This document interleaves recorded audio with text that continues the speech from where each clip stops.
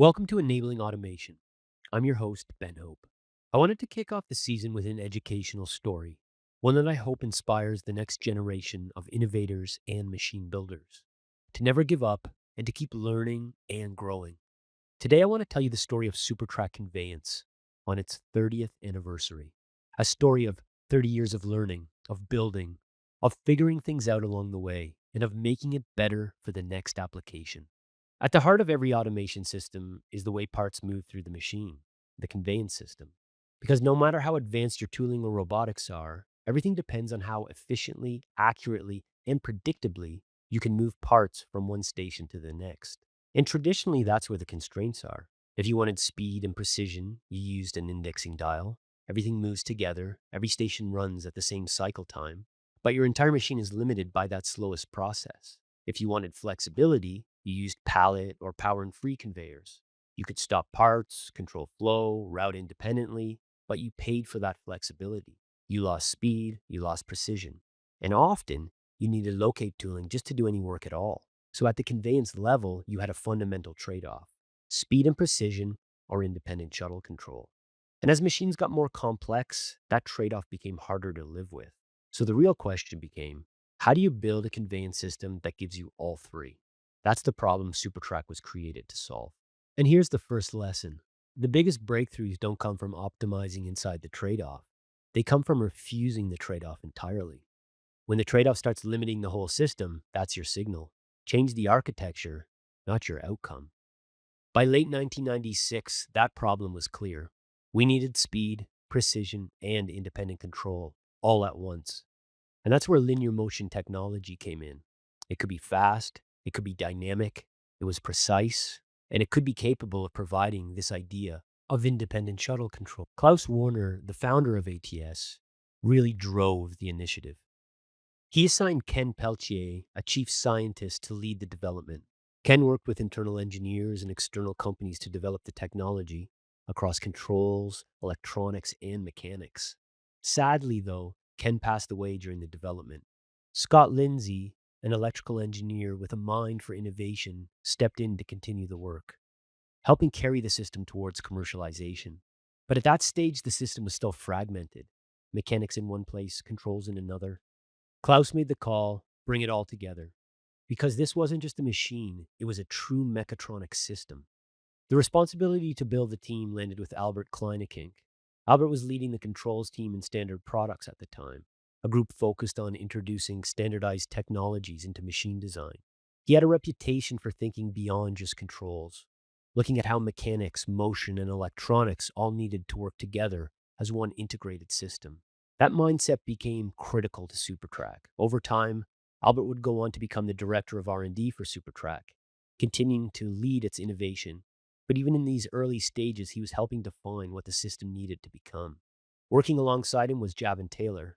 Javin had started as a software development lead in the 1990s, focused on building standard controls platforms and making automation actually work in the real world. He wasn't just writing code, he was thinking about how engineers could use the system, how it could be made repeatable, and how complexity could be reduced. Over time, he would take on a broader role across the SuperTrak business, leading product management and overseeing applications, support, and operations. But at this stage, his focus was clear: make the system usable, reliable, and scalable. On the mechanical side, Don Mowat led the design. Don had been building automation systems at ATS since the mid-1980s. He brought decades of hands-on experience into the design of SuperTrak, always grounding decisions in how the system would actually be used in a machine. He thought about how tooling would mount, how the system would be integrated, and how operators and engineers would interact with it in practice. Don wasn't designing in isolation. He was designing for real-world performance, and that perspective shaped the mechanical foundation of the platform. In 2001, John Dittner joined the team. John was an experienced electrical engineer who had worked at other technology companies in the Waterloo region before coming to ATS. He took on the redesign of the control system and electronics architecture, including the control boards, power systems, and communication modules. His work helped stabilize the system and made it scalable as it moved towards commercialization. John also brought a number of novel ideas to the platform: how to manage things like the magnetic curves across gaps, how to get shuttles on and off the system more easily, how to improve positional feedback.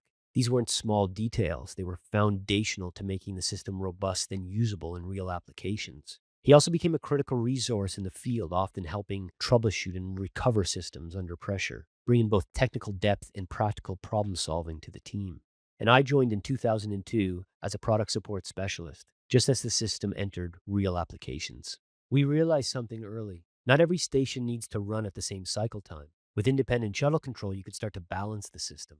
On slower stations, you could work on more parts at once. 4 up, 6 up, even 8 up. On faster stations, you could reduce how many parts you were working on and optimize the tooling and robotics. And what that meant was you could balance the entire system so that every station was producing most of the time. Another early learning was that shuttle transfer had to be fast all of the time. Originally, we had to stop the shuttle and rotate it. It worked, but it killed the performance. Albert came up with the rotating drum, keep the shuttle moving. That one idea really unlocked the speed and massive opportunity and potential. Around the same time, Javin started working on something else, because it wasn't just the hardware that was complex, it was how you actually configured and ran the system. At that stage, all of the configuration and settings had to be entered through a text file and then downloaded into the system. It took time, it took expertise, and it made the system harder to adopt. So Javin built the first version of TrakMaster. His goal was simple: make the system easier to use. TrakMaster provided a way to configure the system, define motion, and manage behavior without having to build everything from scratch. It removed a huge amount of complexity and made the system more accessible, not just to controls experts, but to the broader engineering team. And that idea stuck. Today, TrakMaster has evolved to simulation, diagnostics, and configurability, but it's still built on that original idea. This system shouldn't just be powerful, it should also be usable. The first systems went out in 2002 into an automotive and a contact lens application. And honestly, it was tough. Encoders were a major issue. We didn't trust them, and we knew if we didn't fix it, the product wouldn't survive. So we switched vendors for the encoder, and it really changed everything.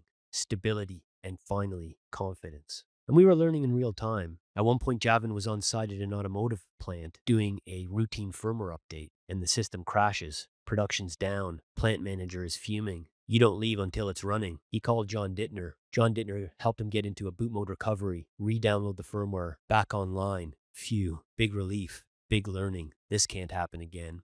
We had another moment back at ATS in a basement lab that was in the back corner of the building with no windows. We called it the dungeon. Javin and a developer named Agrippa Katona were chasing intermittent faults. Accidentally, Javin touched a screwdriver to the shuttle and everything faulted immediately. And him and Agrippa reacted, and they did it again, and it was repeatable. They decided to turn the lights off, which in the dungeon made everything pitch black. And they could see when the screwdriver touched the shuttle, a spark, static. A static charge was interfering with the positional feedback. The fix? An anti-static brush. Simple once you see it, but it saved us from countless future issues. In automation, the field is the truth. You can do everything right in the lab and still fail in production. The best systems are resilient, not just high-performing. And another lesson, failures that feel mysterious usually aren't. They're just physics you haven't seen yet. The key is curiosity. In 2005, we released Generation 2 of SuperTrak,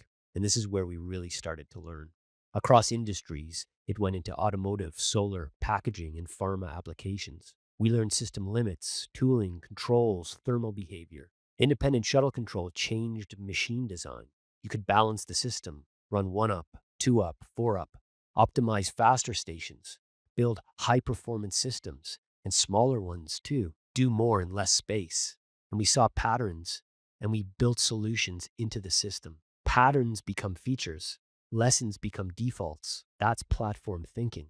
By 2014, Generation 3 represented a major leap forward, not just in performance, but in confidence.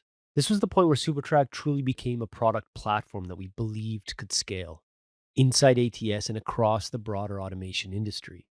One of the biggest changes was architectural. We removed the rotating drum and introduced fully controlled linear motor curves.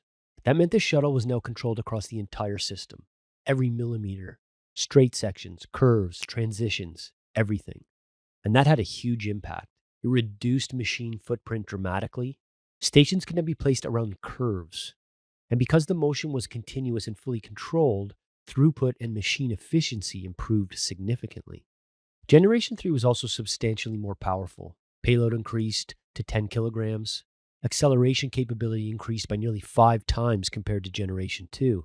And the thermal characteristics improved dramatically because of the new aluminum profile design and its ability to dissipate heat much more effectively. That opened the door to far more aggressive applications, faster systems, heavier payloads, higher throughput, and much more demanding automation environments. The mechanical system evolved significantly as well. The shuttle moved from a six-wheel encapsulated design to a four-wheel open design. That may sound small, but it changed the usability of the system dramatically. Shuttles could now be removed anywhere on the track. Maintenance became easier, and the flexibility of the overall system increased significantly. Another major improvement involved shuttle repeatability and positioning accuracy. The encoder system was moved to the top of the shuttle, which reduced tolerance stack-up effects and improved repeatability substantially. But one of the biggest evolutions was in controls and software, and a huge part of that came from Graham Knapp. Graham was a software developer who played a major role in driving Generation 3 forward. One of Graham's most important contributions was centralizing the control architecture onto a single industrial PC. That change had a massive impact. It increased system capability, it enabled larger systems, it enabled more advanced software functionality, higher throughput, higher precision, and it made the platform significantly easier to use and expand.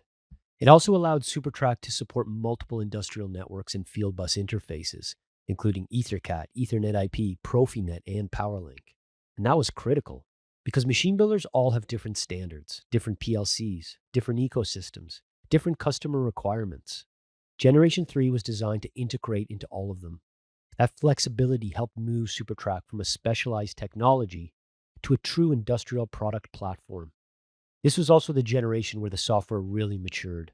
The system became easier to configure, more diagnosable, more capable. Capabilities that previously had to be custom programmed started becoming standardized system functions.